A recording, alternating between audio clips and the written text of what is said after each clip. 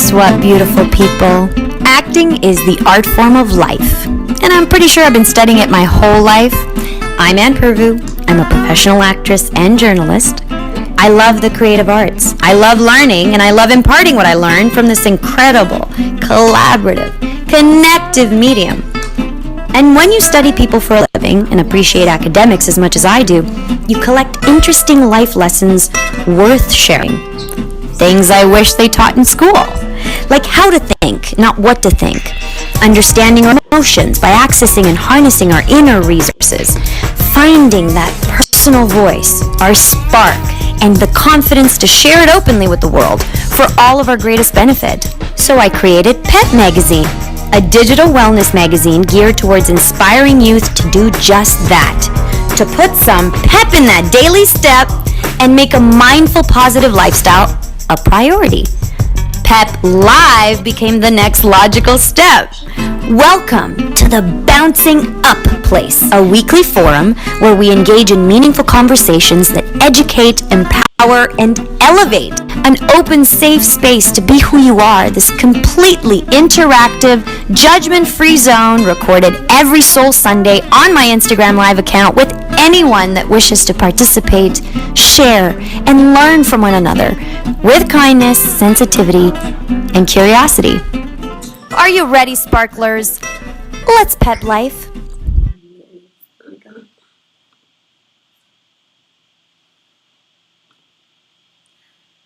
Hello, everybody. Hello. An episode of Seinfeld? No.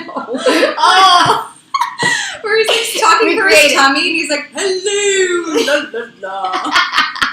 Hi, everybody. Hello. I'm Ann Pirvu, and this is the lovely Melissa Mellottey, and this is Tea Time with Ann and Mel. Oh yeah. Welcome, and thank you for joining us for an edition about relationships. Oh, and trust specifically.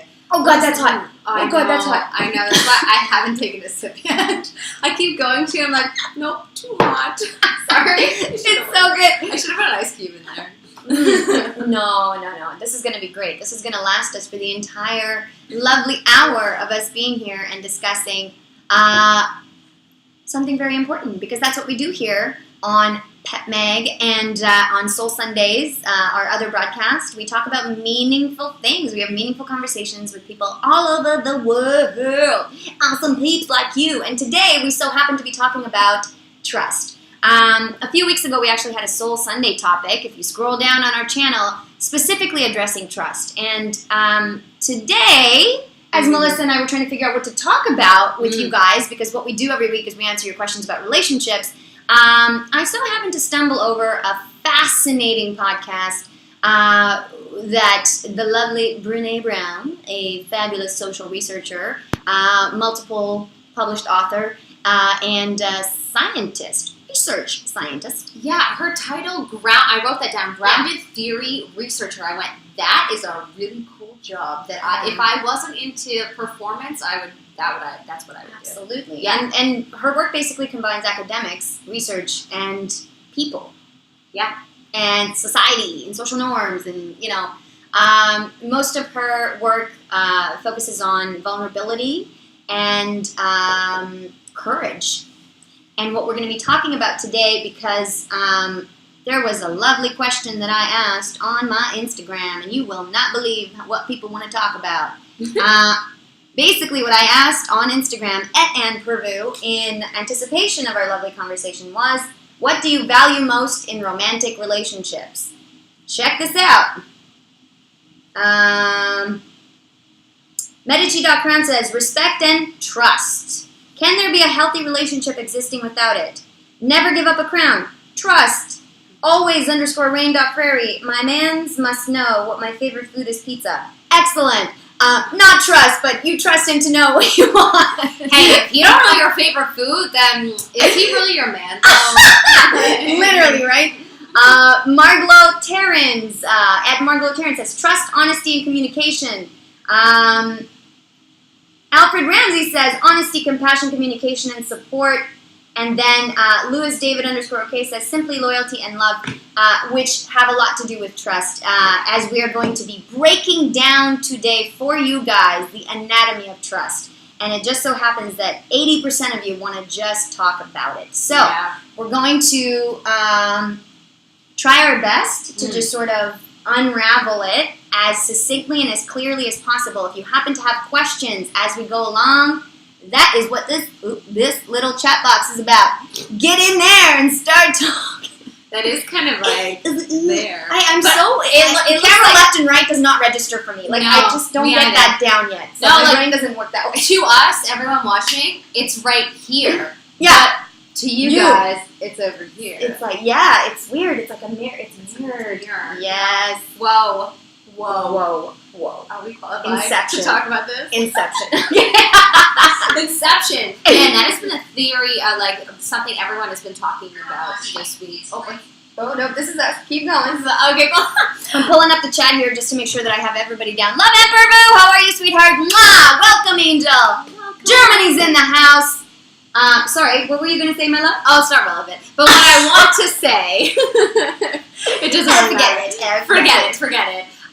If you haven't listened to this Brene Brown, what was Oprah's Soul Sessions? Soul Sunday. Sunday. Super Soul Sunday. Super Soul Sunday, right. It's her podcast, and specifically she has an episode with Brene Brown, and she's talking about what we're going to be talking about today. It's phenomenal, but we're pretty much going to be talking about everything. Absolutely. We both took notes. Of course. We're nerds. Not only that, but truly, I needed to hear this today. It was a very random find. I needed to hear it today. Was it random, though? No, nothing's random, sister. Random. Thank you for that. You're welcome.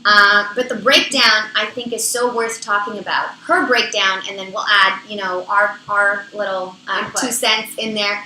I think she's brilliant. I think the way she breaks down the anatomy of trust specifically is one of the most helpful, not enough talked about topics that permeate all relationships. Like, I think this is so important just to spread the word because it will hopefully open some eyes and bring a lot of peace and peace of mind to people struggling with trust issues. And what relationship, whether it's romantic or personal or whatnot, doesn't include trust. Right. What good relationship, I would argue, or what worthwhile relationship investing yourself in doesn't involve the element of trust. Yeah. And I think, don't you think like a lot of the time you say to yourself, well, I don't trust that person, but a lot of the time you don't actually understand, well, why do I trust them?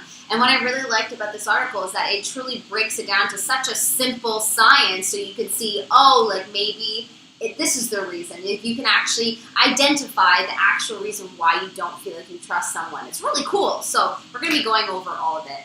Absolutely. And the way that she starts talking about trust, and we're going to bring in some definitions, but the first thing she says is the idea that was an idea about what trust is and how trust is established by a man named John Goffman. And she says, and he says, trust is built in the smallest of moments.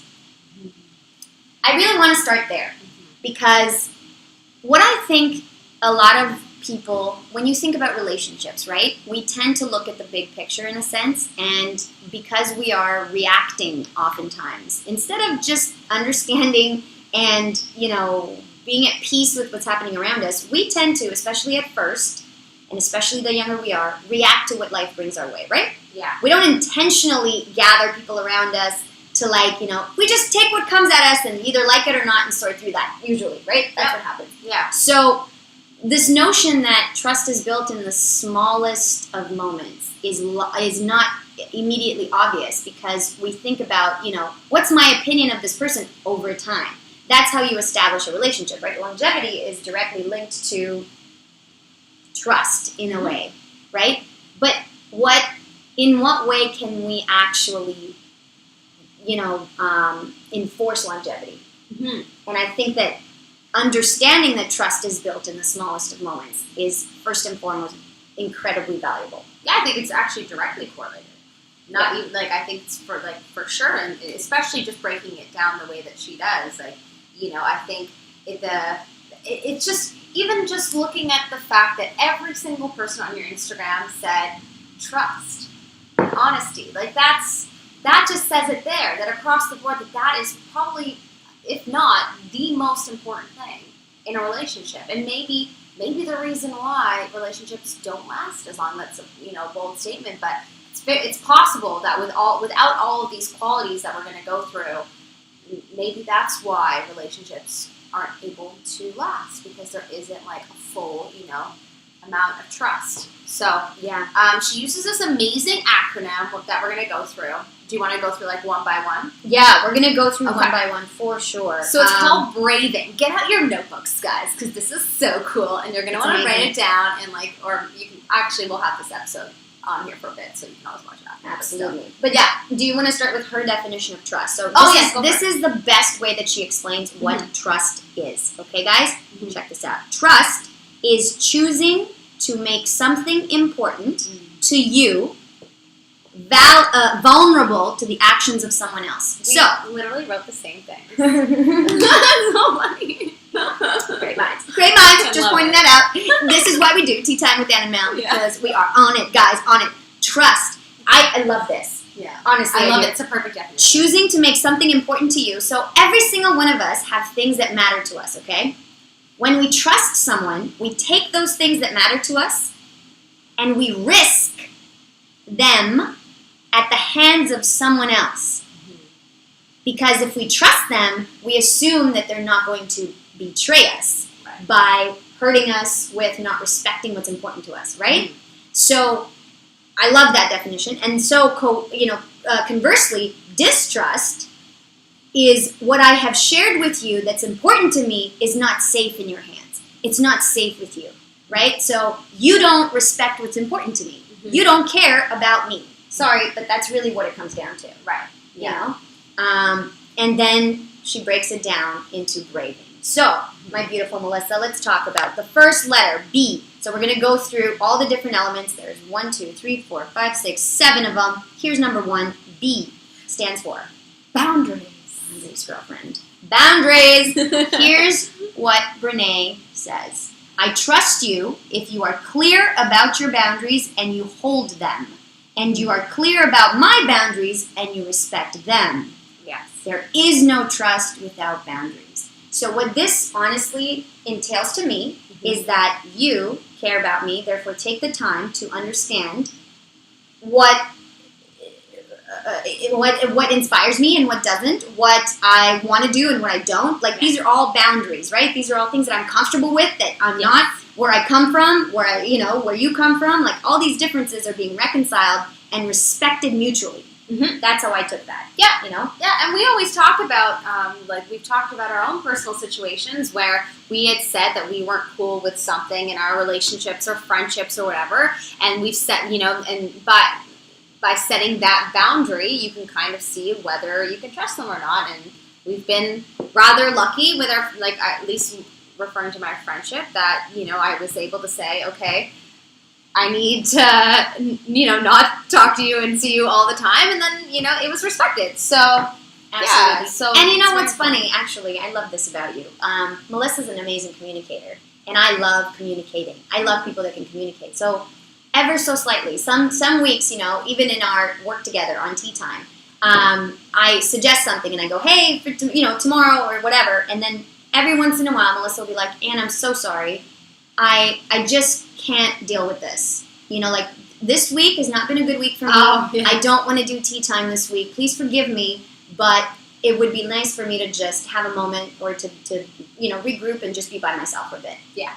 And I'm like, amazing, respect, love you to bits. But it shows that I have the trust to share that with me. You. And I think that that's one of the most wonderful qualities. And every friend of mine, and conversely, I've been able to say, this is a really bad week for me. I'm away these 2 weeks. Yeah. Let's just table it. Let's just figure out what we're doing when I get back. Is that okay? I'm so sorry. Because, of course, this is important to both of us. Yeah, right? We care about doing this with you guys. Yeah. But sometimes it's just not, you got to be 100% and you're not.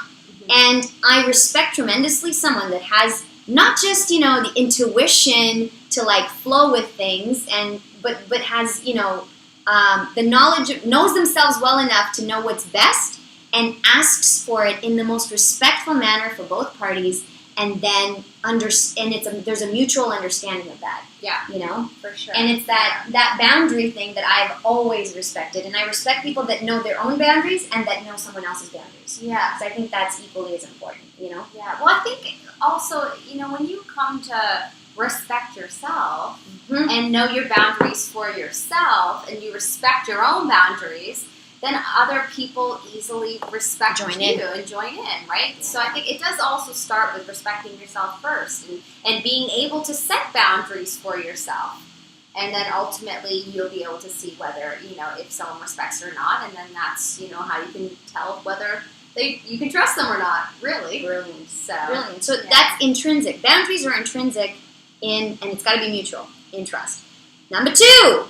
What's number 2, my beautiful Melissa? Reliability. Can I rely on you? Reliability. Are you reliable? I can only trust you, Brene says, if you do what you say you're going to do. So, this involves words and it involves actions. It involves intention and it involves follow-through. Both need to happen in order for me to trust you. Not only that, it needs to happen repeatedly. So, yes, do what you mean and say what you mean and do what you mean, right? It's like, not once, repeatedly, she says. It will say the same thing every time, right? It's not up for grabs. It's not a question of maybe this time I do it, maybe this time I don't, you know. Right. It's like consistency matters when it comes to building trust. And if someone is inconsistent in any way, whether it's through words or actions, it will make you feel uneasy.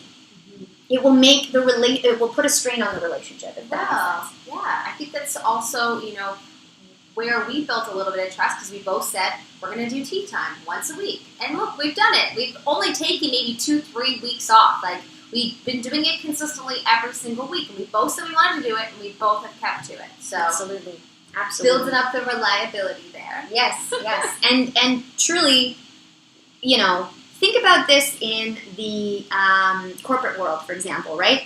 Let's take it outside of relationships. Like, if you're not reliable, if you don't show up to work on time, if you don't deliver what you promise, you're fired, right? Like, there is less understanding and forgiveness in the corporate world. And if you learn this skill, not only will it help you in your career and in life, but, you know, especially with your relationships. Like, reliability is, for me personally, I think is intrinsic to stability, security, respect. Yeah.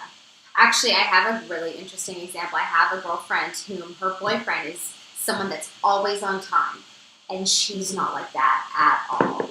Mm-hmm.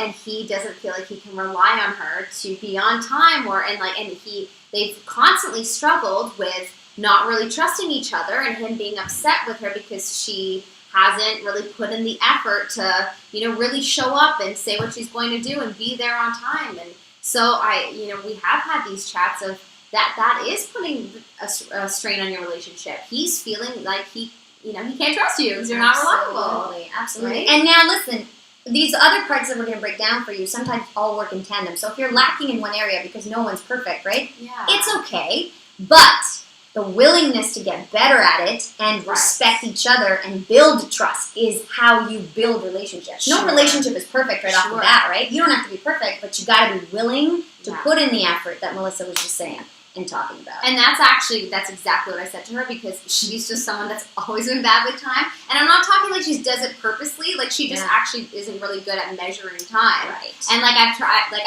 I know her boyfriend, so I've said to him too, I'm like, don't take it personal. Like, that's just something she'll get better at. Right. And she's committed to trying to get better at it. So that's all that matters. I think if, she's putting in the effort and saying she's going to try, no one, you're right. No one is perfect. So absolutely. Well, that in mind. Yeah. And also you want to see progress, right? Like, sometimes intention is really good, but again, it's not just words. It's actions. Sure.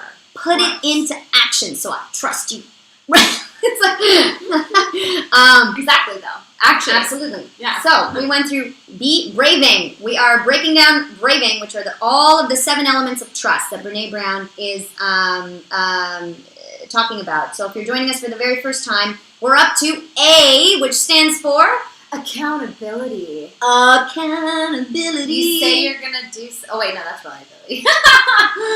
Accountability. This one, you know what? I mean, these may not sound sexy. These are responsible words, guys. These are not sexy words, but they are necessary to build trust. So let's not lose any of you here, okay? Accountability, she says, breaks down like this. I can only trust you if, when you make a mistake, you're willing to own it, apologize for it, and make amends.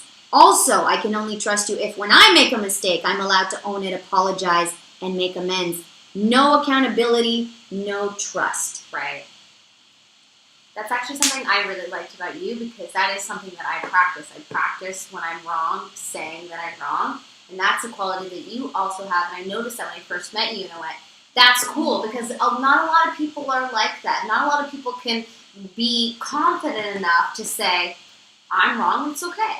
Like some people just can't say that they're wrong about something because it hurts their ego too much, and like not knowingly, but on a subconscious level, I say, because they don't, But, thank you for that. I really appreciate that. You know what, where that comes from for me is like, making so many mistakes. Same.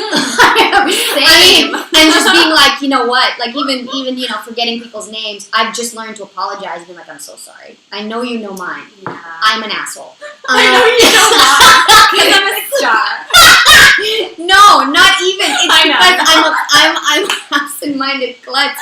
And I've had full-on conversations with going like, Ann, how's your family? Same. And I'm like, oh, God. Oh, my family. Oh, man, we went that far and I still don't remember. Like, this is embarrassing. But you know what? Like, own it. And when you own it, people don't disrespect you. If I went through a phase when I was in my 20s where I didn't know many things. I didn't know everything, but I wanted to pretend like I did. Right. So, like, in my early 20s, I'd be like, oh, yeah, totally, I know that. And then people are like, really? You know everything, huh? What is it? And I'd be like... text people.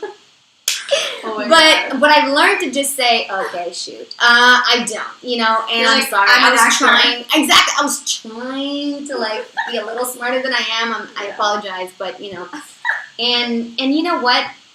Just recently, in my life, dealing with people that are just very proud and very stubborn. And it's hard for us. It is very much an ego protection mechanism to not be able to own up to your mistake, And again, look at how she phrases it.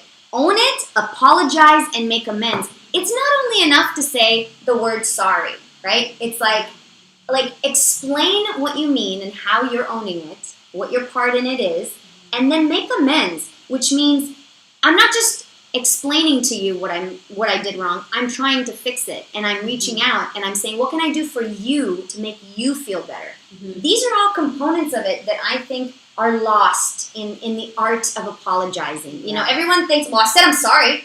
Like I said I was sorry. I'm like, yeah, you look like it. You really look like you're sorry, and I'm sure the other person is way over it. As you're screaming, I said sorry. Yeah.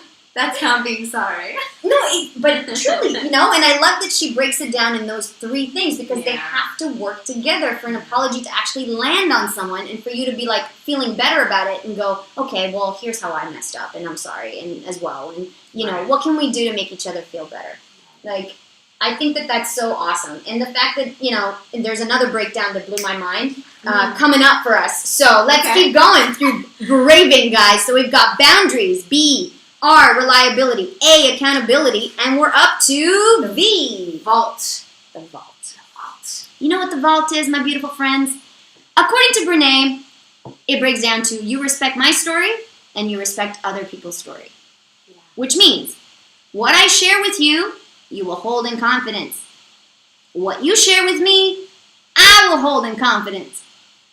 Also, if you come to me gossiping about someone else, and you are so pumped about it, so you're sharing someone else's story. You're pumped about it. Because you're trying to connect with me.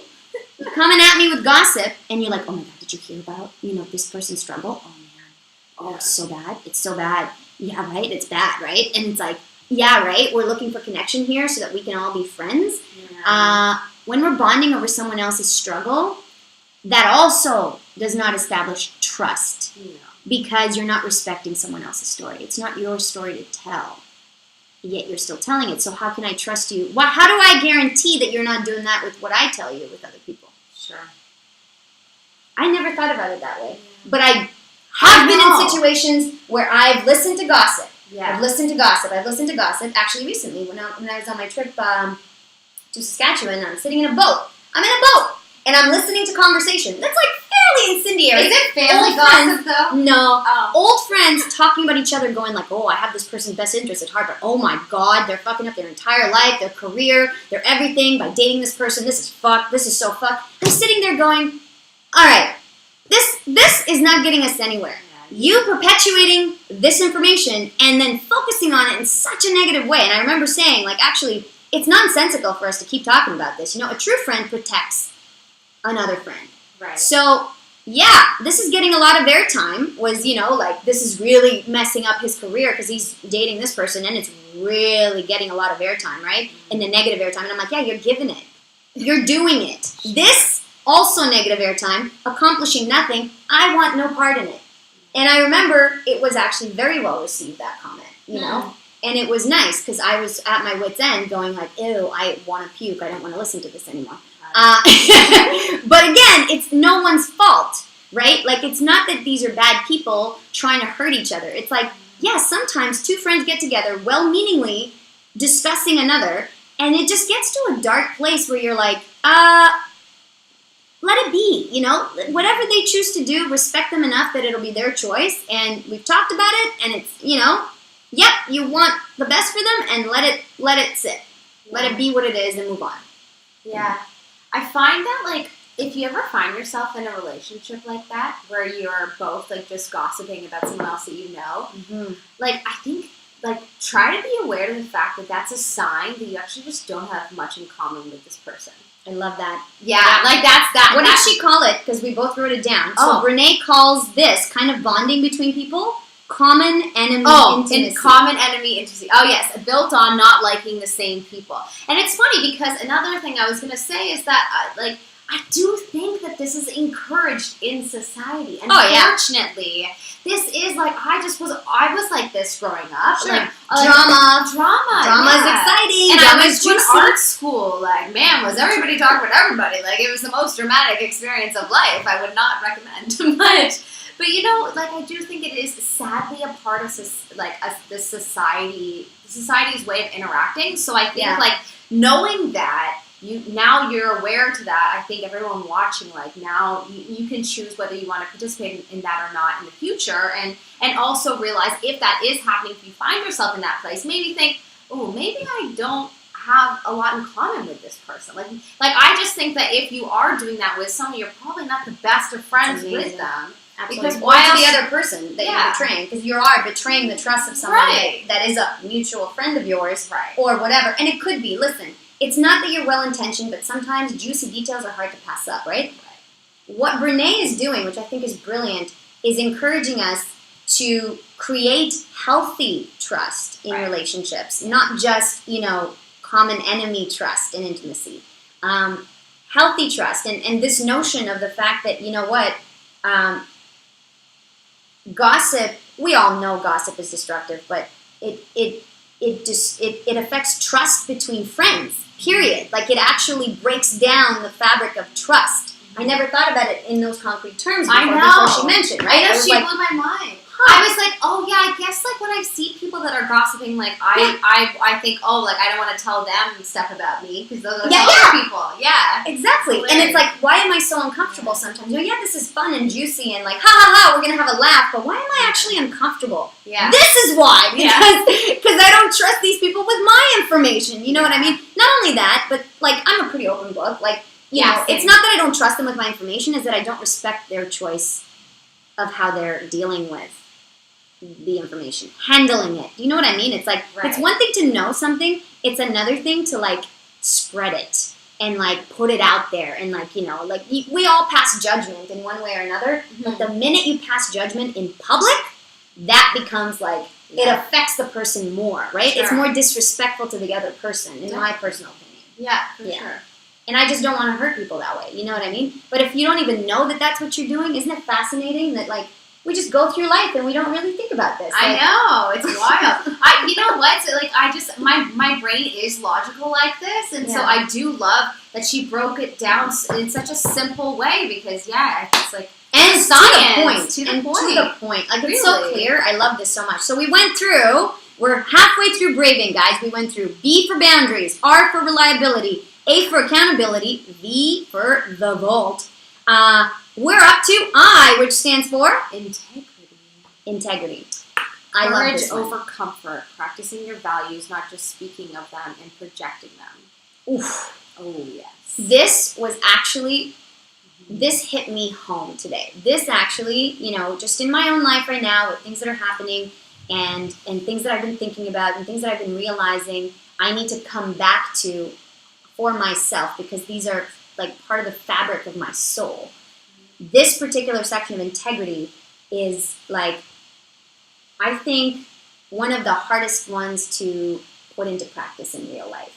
Sure. For yourself, Especially if you are someone that, like, values, I would say, taking care of other people and wanting to do good for other people, and you're thinking about other people, I think it can be easy to get off track and not be thinking about yourself, and that's where, you might slack on really focusing in on that. Yeah. And she says, what she's referring to here is, I cannot trust a relationship with you if you do not act from a place of integrity and encourage me to do the same. Isn't that fascinating? And integrity, which she had to actually make up a definition for integrity, she said, based on her research, because, she couldn't find one that is as thorough as hers. Here it is, guys. Integrity is choosing courage over comfort. This, to me, is huge. Because in life, it's so easy to just let someone else do the hard thing. To just, be like, well, I don't have to do this, so I'm not going to do it. But if you have integrity, you do the right thing. Choose what is right over what is fun, fast, or easy. Choose what is right, not fun, fast, or easy for you. That is the definition of not being selfish, in my opinion. Right, yeah, definitely. Doing what's right and not just for you. Practicing your values, not just professing them. Choosing courage over comfort, choosing what's right over what's fun, fast, or easy. Practicing your values, not just speaking them. Yeah. Huge. Integrity, man. Integrity, it's hard. It's hard because sometimes you know what the right thing is in a situation, but no one is holding a gun to your head to do it. So then you have a choice, right? Are you still going to do the right thing? Are you going to conduct yourself in a manner that is most becoming of your character, or are you going to choose the fun, fast, easy way out? And that's up to you. I think it's brilliant that we have that choice. I really do. And the fact that we can discern the difference between people who do that and really quickly people who don't. And you know what? When it comes to trust, again, like, your vibe attracts your tribe. So, like, if you're like that person, for me, for example, justice, like the notion of justice and doing the right thing and integrity is actually very important. Like, it's part of, like, it's just my family, it's just how I am, right? And so I'm very sensitive to not being surrounded by that. And it's not that it just makes me naturally uneasy. And I now realize that it has to do with trust. Like, it has to do with, how can I build with someone that's not like-minded like that, Well, also, I mean, you value integrity. Absolutely. Some people maybe don't. So that could also be it too, for you specifically. Great point. Right? Great point. Like, because you value integrity even more so, that is very important that they are, integral? That's the word? Yeah. Well, it's integral in this conversation that they have integrity. Yeah. So good. No, that's such a great point, Melissa. Honestly, like, I think also, like, if you don't value integrity, then maybe it doesn't affect you so much, and you attract, and the people that surround you may or may not value integrity. That's fine. Right. Again, all of these are individual parts that work together as a whole to sort of define more specifically your issue with trust, or what someone's issue with trust might be in a relationship, right? It's really more of just like a guidebook for you to decipher, why is it that I don't trust this person? You can kind of reflect on all the different, areas that you might be slacking, and, maybe it will help you further in the future. Yeah. Oh my goodness, look at this. Love Ann Pirvu says, true, I had a friend who loves to gossip. Every time when I meet her, she did it. And after a while, I didn't tell her anything about what's going on in my life because, well, I don't trust her. Boom! Excellent point, Angel. And that's the thing, like, Yeah. wonderful that you now realize that, you know. Wonderful, and yeah. happy to be a part of that conversation. Socrates Creates, how are you, Angel? Says, been listening for a little bit. This is really interesting and educational. Great work. Thank you, Socrates. Really appreciate you. Thank you for being here. And anytime you have thoughts or ideas and you want to add, chime in. We're going to make sure that your thoughts are being heard here because that's what we're all about. It's a very interactive show. Onion Network says, what is the right thing? It's the right Socrates thing. says, integrity is integral. Yes, that's right. Isn't that a fun play on words? Huh? What is the right thing? Onion Network asks. I mean, I guess that is...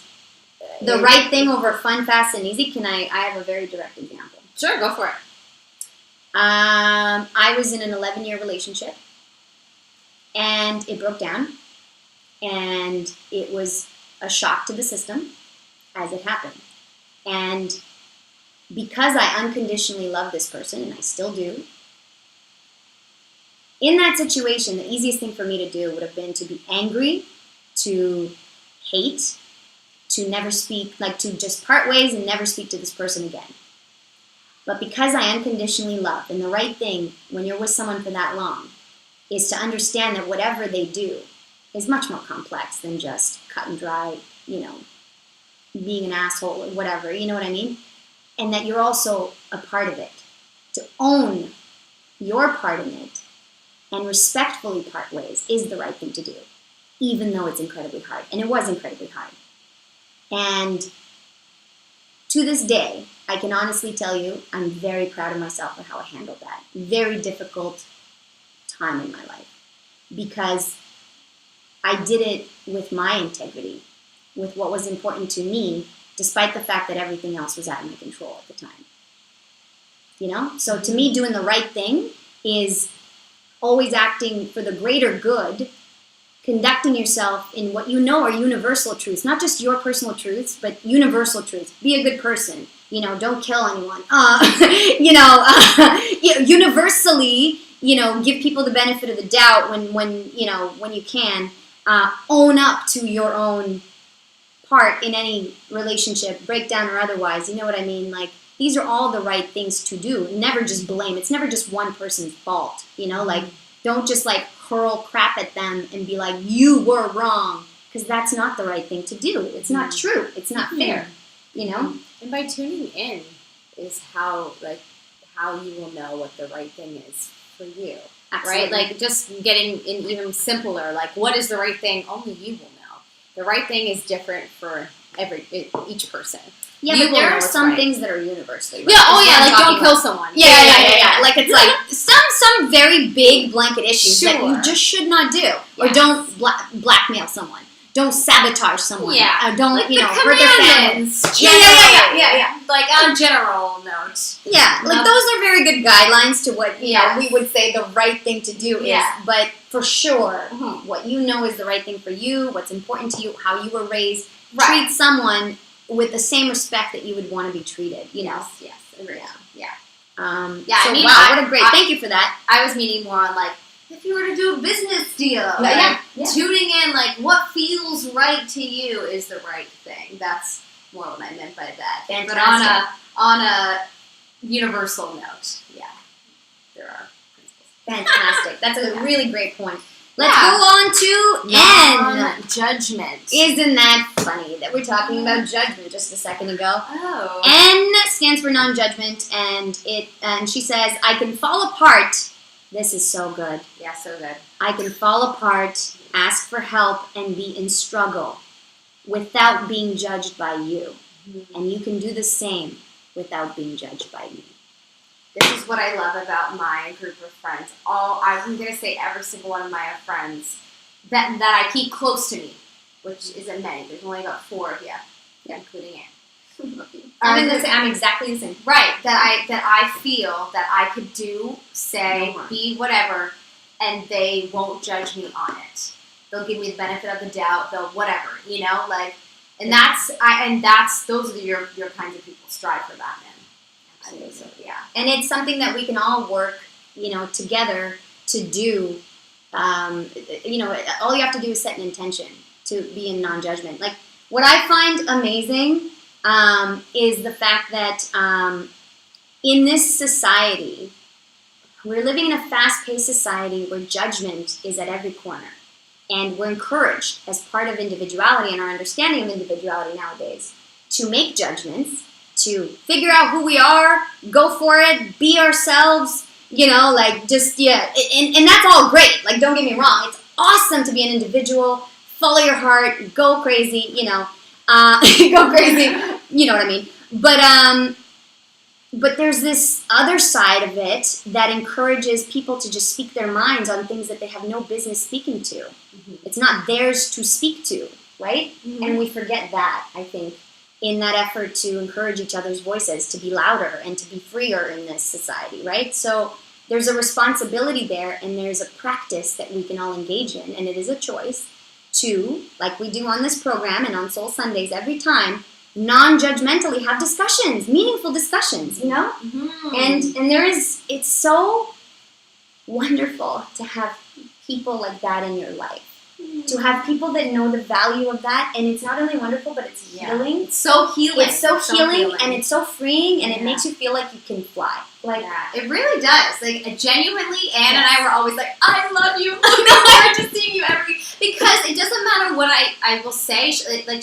You will always assume that I mean well as well, and I think that's important. I've had so many friends. I had these 2 high school friends that would just, everything I would say, they would take the wrong way and they'd be offended, and there was always a double meaning that they would pick up on that I did not even intend at all, and they just always, they always assumed that I meant harm, and looking back on it, it's crazy. It's I was always walking on eggshells, and I couldn't ever be myself with them because I was always so nervous that I was going to offend them all the time, so it's just so important, I think. But also, though, for yourself to practice non-judgment on others, because I think that's the first step.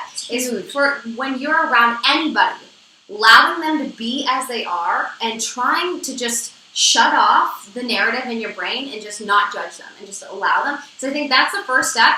When you can do that, that's when you'll start to attract people who are also like that. Absolutely. And it's unbelievably freeing, like I said. It's just so awesome to... What did she say? Because it's so good. Ask for help, be in struggle, fall apart without being judged. Because which one of us in this world doesn't have moments like that, 5 moments like that a day?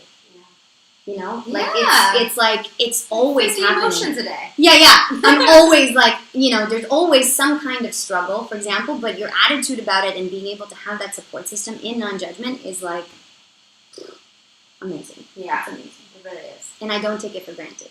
Not at all. Yeah. But the other part of it is you lead by example, right? Mm-hmm. We talk a lot about this on Soul Sundays. It's if you practice non-judgment, like Melissa said, you attract non-judgmental people. You lead by example and hope to influence in the best possible way, So it's what we can do. That's all we can really do with each other in life. Mm-hmm. What else does she say here for non-judgment? We are better at giving help than receiving. This was another very interesting portion of this. We're going to put a link, by the way, guys, for you to listen for yourself and really get a sense of the power of her words and the way that she crafts them. But the other thing she talked about is, in terms of non-judgment, we are better at giving help than receiving it. So, if you can't ask for help and your friend cannot reciprocate that, it is not a trusting relationship. Isn't that interesting? If you just have a friend that you constantly help, so you give, they have all these problems, they call you up. Yo, I got this going on. You're like, don't worry, I got you. Don't worry, I got you. You're great. You're this, you're that. But they never hear or help you with your struggles. What happens is there's this imbalance that's created that will always create a lack, right? Yeah. The imbalance is the best way to describe it. And naturally, I didn't realize this, but what a wonderful way to say it. It affects trust within that relationship. Oh. That imbalance affects trust, When we assign value to needing help, and this is fascinating, when I think less of myself for needing help, whether you're conscious of it or not, you offer help to someone, you think less of them too. You know what? That I thought was such a good point because I actually used to be that way. And I still struggle with it sometimes. It only with specific people though, and I'm so aware of that fact. But then that's when you also, I think that's also a sign that you need to set a boundary with that person. Yes. Because after I did realize that about myself, and then I set a boundary with specific people, and now I don't feel that way anymore. Now, if I'm going to help them, I don't feel like almost like resentful for helping them. Isn't If that that makes amazing? sense. Yeah. Absolutely. But that's also just because I didn't have a boundary. So I think that is like, There's your it all B ties working together. with your N right Yeah, there exactly. to like realize, what is important to you and what's not. And that's Yeah. fascinating. Real trust, she says, doesn't exist unless help is reciprocal in non-judgment. Yeah. So the best friendships and the best friends that you have in life, you can both practice non-judgment, Yeah. And I think, again, you lead by example, What's our last little one? Generosity. Generosity. Braving. Again, if you're just joining us for the first time, we're talking about Brene Brown's A Definition of Trust. She breaks it down into 7 categories: braving, boundaries, reliability, accountability, vault, integrity, non-judgment, and finally, generosity. Check this out. A relationship is only a trusting relationship if you can assume the most generous thing about my words, intentions, and my behaviors, and then check in with me. Assumptions are not enough. I loved this point.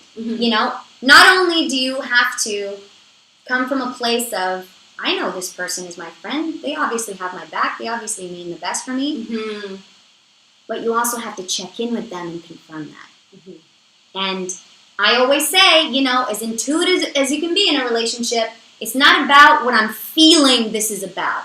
It's about talking it through as well and getting on the same page, being like, is that what you meant? Cool. That's what you want? Cool. Yeah. That's what I got from what you were implying. You know what I mean? But Yes. the check-in is like something that,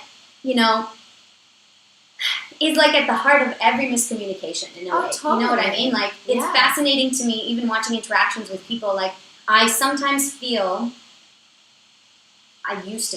this is a lie. I was about to tell you something of my past mentality that has been, as a good communicator, I don't know if you've experienced this over the years, but like I've learned to accept that I'm a good communicator. Mm-hmm. And, sometimes it's annoying for people to have to answer your questions, to have difficult conversations. Like, did you actually mean that? Or because this hurt my feelings and this is what I felt, but did you actually mean to hurt me this way, whatever? Right. And I was never afraid, even though it's a very uncomfortable, vulnerable thing to do, to have the conversation. And over the years, I would hide almost sometimes. I wouldn't have the conversation. I would hurt myself because it would hurt me because I would wonder, Yeah. And then... You and build then, a narrative. Exactly. Yeah. And then I learned to just own it and be like, yo, I need to talk about this. So I'm sorry if this makes you uncomfortable, but I feel this and it's crappy, and can we please just talk about it so that, and then inevitably, more often than not, the other person goes, oh my God, no, that's not what I meant. Or, I'm so sorry or whatever. But not having the conversation, not only is it not a generous mentality to have, but it is something that a lot of people in this world don't do, and it sucks because it's scary to do it, but it informs miscommunication. Like, Ultimately, from the other person's perspective, if you're upset with them and you're not telling them, they're going to pick it up through the vibe. Mm-hmm. But then it's also as if you're assuming that they don't mean well for you.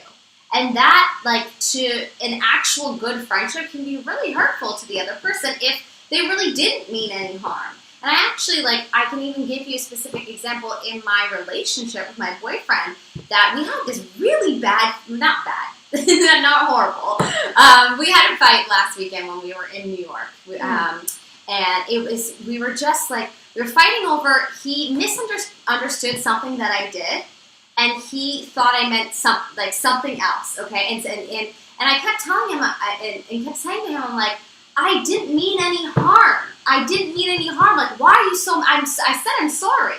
Why are you so mad at me? Yeah. But also, I think also, when people think that someone means harm, I think that's also a trigger from, a block that they have. That's just really getting deep into it. But, I do think, I triggered him in something that I said, and that's why he thought I meant harm. So I do think there usually is blocks in the way when you do think that way. Can I also just add to that? Because I think it's so lovely that you share that. But, I had a similar fight recently where, when you're fighting, when you're in it, it's tough to step back and say, I didn't mean it that way. You know, when you're angry about something, the momentum of your anger is so strong that, like, even if you kind of subconsciously know that the person didn't mean you any harm, you're still pissed. You know, you're like, you're in that mode of like, oh, I just, so it's not going to go away. Like, you need to calm down. Yeah. Sometimes you need to take, you know, some space and, like, just move away and then let it calm down, let the emotions calm down, and then you come back together. Yes. So, like, you know, just to be, what I love about Melissa is that not only can we talk about stuff like this, but, like, I feel like a true art of communication is to catch yourself in the argument. Do you know how hard it is to not hurt people by letting them fester in anger for a day or two or whatever until you can finally brave up and apologize or, like, have a real, like, I didn't mean that, I'm so sorry. Like, do you know how valuable it is to have somebody in the middle of a fight stop the escalation and say, I didn't mean you harm. Like, you know, like, I didn't mean to hurt you. Like, can you please just put your sword down? And I do that in my life. It's fucking hard. Like, sorry, it's hard not to get angry when they don't accept that you didn't mean harm and you've already apologized. So this is something I'm now learning is that, like, especially in my relationship, that, like, when I'm in a situation like that, I think what I learned from that fight is that it doesn't matter whether I said sorry. It doesn't matter if I didn't mean harm. He just wants to be heard. Then he needs to breathe and then come back to the situation. I think that's the only, because I understood what he was talking about. I didn't mean any harm, and I had said I'm sorry. That's all that could have been done in that fight. The only thing that helped it was actually us not talking for 20 minutes and then coming back, which is what ended up happening, but it took 2 hours to get there. So I think it's just a learning process, and I think, you know, like, the more you work at it, you get better at it. But absolutely. And I think that, you know, taking the time to get better at it, I admire, because, like we said, it's not easy, man. And, you know, especially in the midst of it. But, like, I'm in a place right now where this is why we have such value. Our diversity has such value in life, you know, because in different scenarios, different people teach you different things. And some people allow you to practice, you know, presence of mind to catch yourself. And other people, you just can't. Like, they will take it to such a level that you're like, hold on to it forever. Oh, just go. Just you know, this is not going to be resolved in 5 minutes, so just let it be. And, you know, you've got to gauge that for yourself. But every scenario is specific. And the other thing worth noting here is, because every scenario is specific, learn not to bring, you know, when you're fighting with someone, an entire history of past examples, right? The worst. Deal with the one situation now, please. That makes so helpful. A mini fight turn into a 5-hour fight. Yeah, like a blowout. And that's, you know, like, I always say that. It amazes me how people, in our quest for drama and in our love of drama, we tend to we got an elephant memory about, like, the stuff that we, you know, have disliked about someone or something, you know, over the years, especially if it's a long-term relationship. And it just tends to be like, blah, blah, blah, blah. You know? So, like, all the more reason to catch yourself. And please practice this if you can. We're always going to encourage you to do a universal favor to everyone and learn, you know, to catch yourself and not hurt. Like, again, generosity means that in a relationship, in a trusting relationship, you can assume that the most generous thing about my words, intentions, and behaviors. I'm coming from a good place. Even though you may not like what I'm saying, assume that I'm coming from a good place. Right. That's why he was able to get over it. It's because once he had calmed down, he knew I didn't mean any harm. Yeah. But you know, so, like, that, it's because he has that generosity, because we have that trust, he's able to get over and move on, and, like, we actually move on in our fights. Isn't that amazing? And it is. If you look at my past relationships, it's incredible. I love that. The thing that's wonderful is that everything, you know, in a sense, is cumulative. You just have to learn to let it go. Yeah. Like, the problems of the past are no longer problems of the present, you know, but unless you make them. So, like, so don't, you know, it's like, it's so much easier if you just deal with the one situation and grow, and deal with the one and grow. And like we said, guys, this is not easy. But that's why it's important to practice, and it's important to talk about these things so that we can all be more mindful and just influence each other in positive ways. Like, this is the kind of building that I want to do in my relationships. You know what I mean? Like, and you want to be able to feel comfortable to do these things. And safe, you know, like, safe in every way. And then not only does Brene, and we're going to do a little recap for you guys in a second, but not only is this amazing 7-step breakdown of what trust implies, she says something that I think above and beyond, sort of points out the complexity of this conversation and the element of trust, but also, is that the key to all of this comes from within. Yes. So it's about trusting yourself. If you can't trust yourself, it doesn't matter how hard you try to trust someone else. If any of these elements are not, balanced and reconciled within you, chances are you're not going to be able to offer the kind of trust that you want to people. You know what I mean? Yeah. So there's this amazing quote that she uses at the end of the podcast from Maya Angelou. And it says, "I don't trust people who don't love themselves, but say I love you." And walked in, and she was like, at the ending of this episode, I'm like, oh, the quote where she says this, and she's like, oh my God, yes! I literally had tears in my eyes, and I remember telling Melissa, I had tears in my eyes. You know why? Because no matter, being an intuitive person and being an empath is not always easy, but it's especially not easy when you love something in someone so much, and you give everything you've got. You just put in 100% and you try your best. And the love is there, right? Look at this quote. "I don't trust people who don't love themselves but say, I love you." I don't assume, again, generosity. I don't assume that person's lying to me. I think they're saying it, I love you. They mean it to the capacity that they have. But if you don't love yourself, the capacity that you have is greatly diminished. The capacity you have to love me. If you don't love yourself, the capacity you have to love me is automatically diminished. And I remember, sharing some things about, past relationships with Melissa, where the first thing that she said was, "Oh man, it just sounds like he doesn't love himself," because, and it's so intrinsically tied to trust. It's tied to self-trust, and obviously it points to, begs the question why you're necessarily attracted to that. And it means that there's elements in you that, you need to work on. I always think that no matter whatever you're attracting in life, it always leads back to something that you're learning, that you're working on, that's active within you, basically. It's very reflective of you. It's interesting. Yeah, the people that are in your life and the people that you attract in your life are very reflective of you. So, Oh, I meant to you. That's very reflective. Yeah. Oh, no, but that also, double meaning. It is 100% a reflective thought on my part, but also, the people around us reflect our inner world, reflect our inner activity, right? Always. That's our number one thing we say. I posted a picture on Instagram when I was in New York about, I was listening to a podcast episode and I think it was one of Oprah's, when she was saying, when people state things about themselves, when they say things about themselves, believe them. Because whatever they believe about themselves is what's going to create their future. So, and I think that kind of goes hand in hand with, whether someone loves themselves or not. And, I found it very, very fascinating. I just wanted to share it because I do think in the past I've had relationships where I've been with guys where they say, I'm not a good guy. I'm like, I haven't had any good relationships before because I don't know how to be a good partner in a relationship.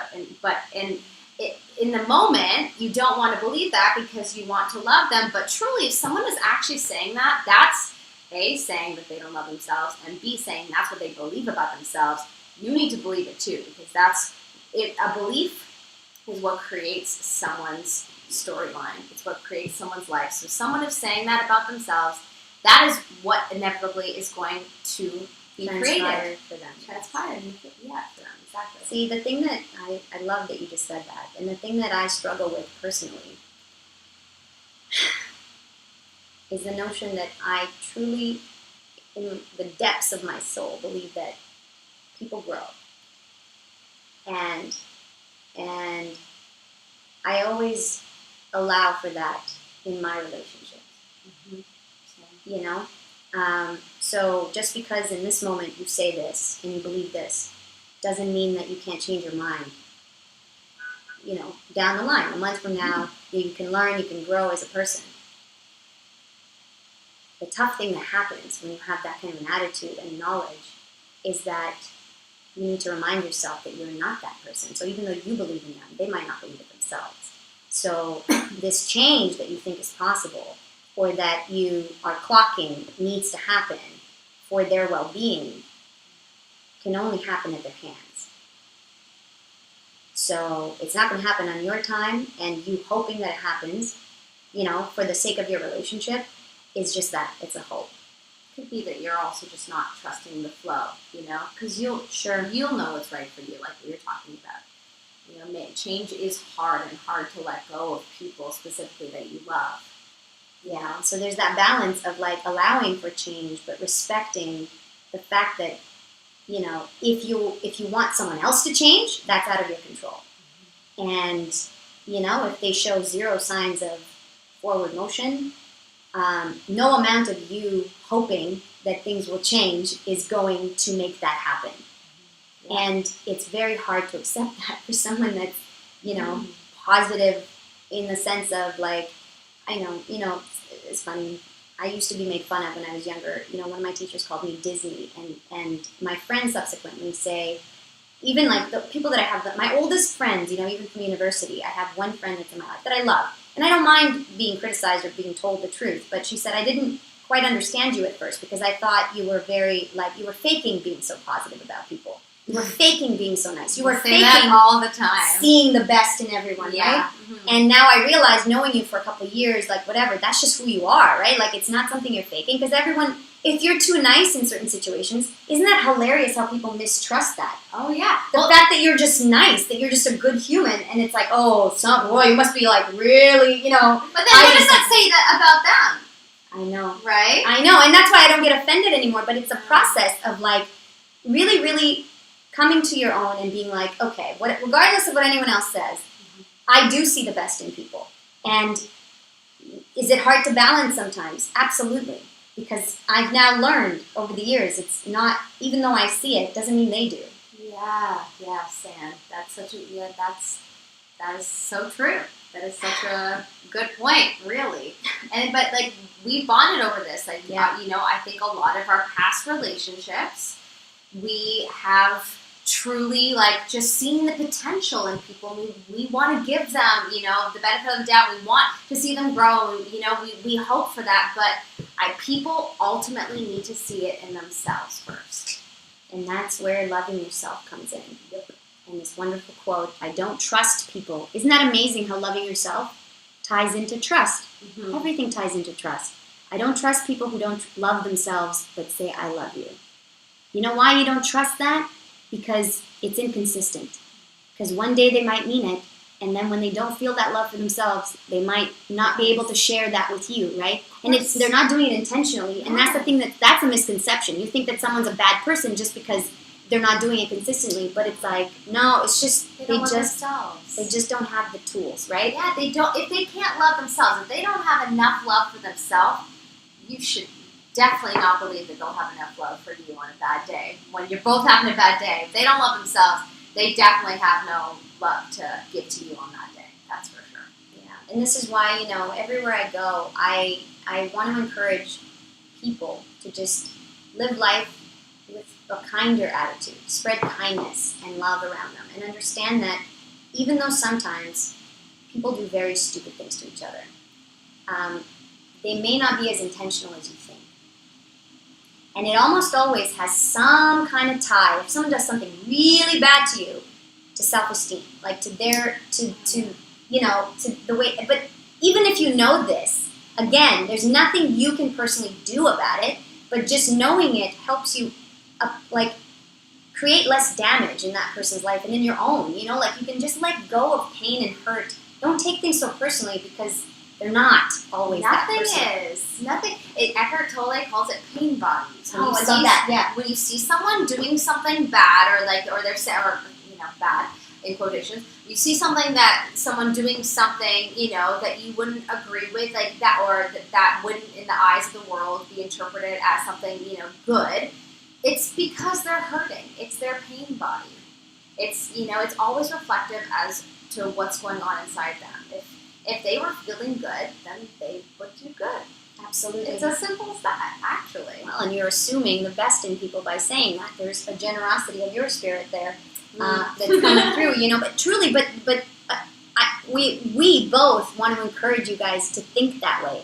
And even if you don't intend to think that way, because it is actually the ultimate truth. You know, I don't think that there are bad people. I really don't. I don't either. My dad gets really frustrated at me for when I say stuff like that, but that is at my core what I believe. That is what I believe. And circumstances make you do stupid things, you know, and also we all learn at different rates, right? So it's like sometimes you need that mistake or that circumstance to help you in your development, you know, and everything is helpful if you learn how to see it that way.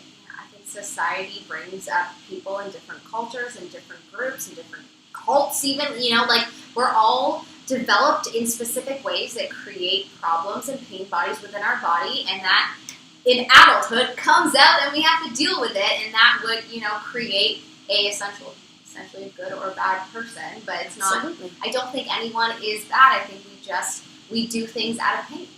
Yes, and learning how to be less judgmental, more kind to one another, and aim at understanding, even if you don't agree. Just try to understand, you know, we just do less damage.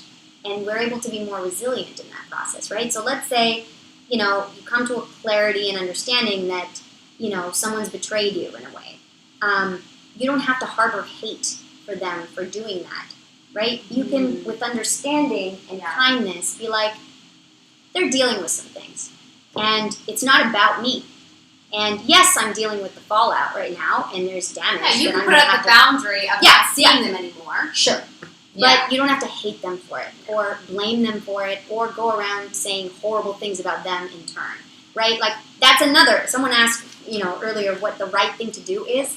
I think that, you know, personally, I have very strong opinions about how to conduct yourself in a fair and kind manner, right? And so, the biggest one is do unto others, right? Like, someone, and also, like, don't throw stones. What is that other one? Because you said it about the commandments. Like, it's like, if someone wrongs you, don't like stab them back. You know what I mean? Unto others as you would do unto you. Or you would want them to do unto you. Yeah, but it's not just do unto others. It's like if someone hurts you, the idea that if someone hurts you, don't, and not an eye for an eye. Don't. Yeah, that's like a biblical term, isn't it? A biblical term. That's what I was trying to like grasp. Sure, it was in the Bible. Sure, yeah, you know. They wrote that in Hebrew, and it was translated to an eye for an eye. Don't do an eye for an eye, because that's not, you know, to me what that translates to is you wronged me, therefore I'm now going to get even with you. And there's no evenness to the wrong. You know what I mean? Like, it's like, it's a lose-lose. If you're just losing. So the right thing to do is also the hard thing to do sometimes. So like Brene says, you know, choosing right over what's fun, fast, and easy. And this, my friends, and if you are just tuning in right now, and we're probably gonna wrap it up here pretty soon, you know, but if you're just tuning in right now, we're talking about Brene Brown's definition of trust. 7-part definition that involves braving, okay? Which she defines as creating boundaries, reliability, accountability, vaulting, which is, you know, respect for each other's stories and your own and others, integrity, non-judgment, and generosity of spirit. You know, I have a wonderful example for generosity. So our friend Carly, she unfortunately broke up with her boyfriend recently, and we were having this I'm just so proud of her for this. We were having this chat about the relationship, and she unfortunately had heard something about, you know, of her ex-partner, and her first, at first, her reaction was to be really upset about it, but then she realized, no, I'm going to send him love. We're done. I love this. I know. And wonderful. And it's like she recognized that, you know what, the relationship is done, and there's no reason to harbor any hate or anything. I'm going to send him love. That's his stuff, and, you know, and he'll be on his merry way. And I went, yeah, you go, girl. Like, that's super hard to do. It's super hard when all these feelings are involved, and, you know, it's still such a raw situation, and she was able to just, send him love and I just thought that was wonderful. I thought that was great. Absolutely. And that And just it is shows the the right thing to generosity do. of spirit. 100%, and that is the right thing to do, you know, Yeah. and it's part of your integrity. And I always say, like, the way to prolong pain is to engage in hate and anger long term, right? You're prolonging your pain. You're ingesting the poison because, again, the hate is poison, right? So you hating it, you're an active participant in poisoning, right? And yourself, though, because you're Yourself. the only one that's going to really feel it. You're harboring it within yourself. Why would you want to feel pain within yourself? Absolutely. Don't you want to feel love? That feels so much better. Absolutely. You know, and the thing is, also what's fascinating is last Soul Sunday, I think one of the things that we were talking about is pain in general. And I remember saying, you know, we're so afraid of feeling pain in this society. Like in life, we're just afraid of feeling pain.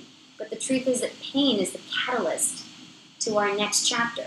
To like, whatever realization we are making through the pain.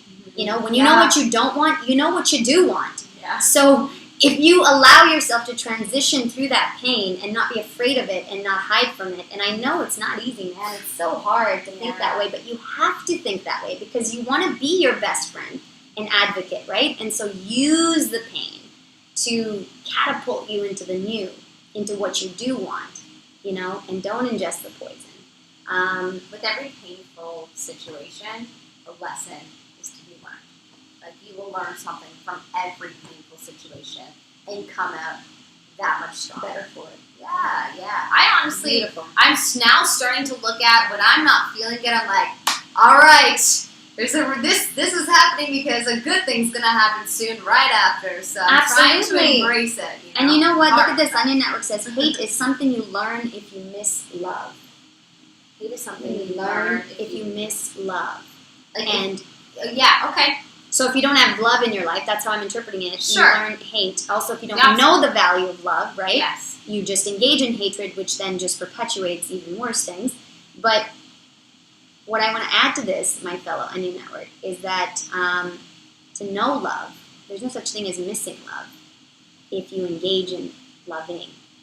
And you can do that whether you have someone to love or not. You can just be a loving person, and it always starts from within. It starts with your intention to love. And then there's no room for hate. I wonder if, like just hypothetically, I wonder if this person might be also saying, like, there might be people that are brought up never even knowing what love is, so without even learning it first. Oh, fucking great. How would you That ever was know? such a good point. Oh, Right? man. Yes. Like I'm just thinking about, like, you know, in Miami, it's like, unfortunately, I know of how bad in some areas it is, and I think truly some people just haven't been caught up right in life. They just don't even know what they're missing. In a Yeah. sense. Not missing, but like, yeah. They If just you don't know it, you're not missing it. But Yeah, if you don't know what love is, then if you've never, like, you know, experienced it, then you probably wouldn't know it. You probably wouldn't know hate. Great point. You know? Great point. Oh, get in touch. Yeah. So it's important to spread kindness in the hopes that you will touch someone and they'll understand. and they'll pass it on. Yeah. Because the one thing that always happens when you touch someone is they're inspired by it, and then inevitably at some point they pass it on. You know, so even if you grow up in a place that's missing love or whatever, chances are you're gonna find it. You know, there's always a possibility and an opening for you to find it. And so this is why we do what we do. Yeah. To encourage you to create positive pathways of thinking and To also spread helpful some ways love of and kindness onto you. absolutely spread love and kindness, because that's the way that we influence each other in the most positive ways in life, you know, and also encourage each other to be the best that we can be with each other and for each other.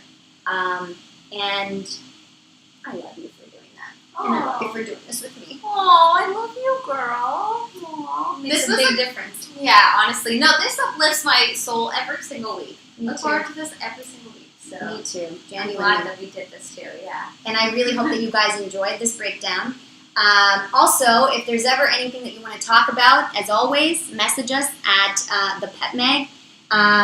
Oh my goodness, look at this. Socrates says, man, thank you for sharing your thoughts and experiences with the world. Did not imagine myself getting this engulfed in a show today. Much love from Sweden. Thank you so much, our dear new friend. please join us. We do this every week. Sometimes we do it on Tuesdays, Thursdays, or Fridays. We've been doing Fridays for a little bit lately, and I think it's pretty good. We're I'm experimenting. liking the Fridays. But it's always at 2 p.m. Eastern, 11 a.m. Pacific. So that's the consistency there. So tune in. Check us out if we're around at 2 p.m. Eastern all the time. I guess it's like 7 o'clock in England. I don't know. Yeah.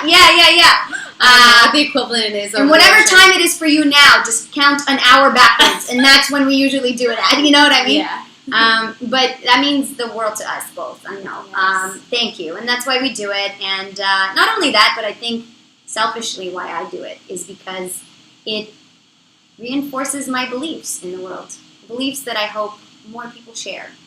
You know what? It's interesting because what you just said, I was just talking to a friend yesterday. I can't remember exactly the context, but I was basically saying that sometimes I feel like recently that I haven't been feeling like me, and I think, and I'm going through some stuff right now, but like it's doing stuff like this. It's when I do my Diamonds in the Rough meditation circles, when I do this, when I'm talking live stream, when I'm talking about things that matter to me, like the things that I value and I'm passionate about, like this is where I'm ultimately myself. This is where I feel like I shine in my inner, I feel so good. It's so part of your purpose. Yeah, Your life purpose, and I genuinely know it's part of my purpose as well. And our dear new friend Soda Creates writes, I will definitely tune in again. Thank you, Angel. Yes. Spread the word, bring your friends, and let's share and create and help each other create positive pathways of thinking because, again, we can all influence each other, but the best way to do it is in the best possible ways that uplifts all of our souls. Yeah. And I'm a personal believer, like a firm believer that, education starts young. And that's, no, it's all good. That's the best way to change the world. Yeah. Is to spread what you know is good. Spread. So, love you guys dearly. Thank you from the bottom of our hearts for joining us today and every week. Have a wonderful Friday, and we'll see you this Sunday at 2 p.m. Eastern, 11 a.m. Pacific for Soul Sunday. Bye. See you later. See you later. See you later, alligator.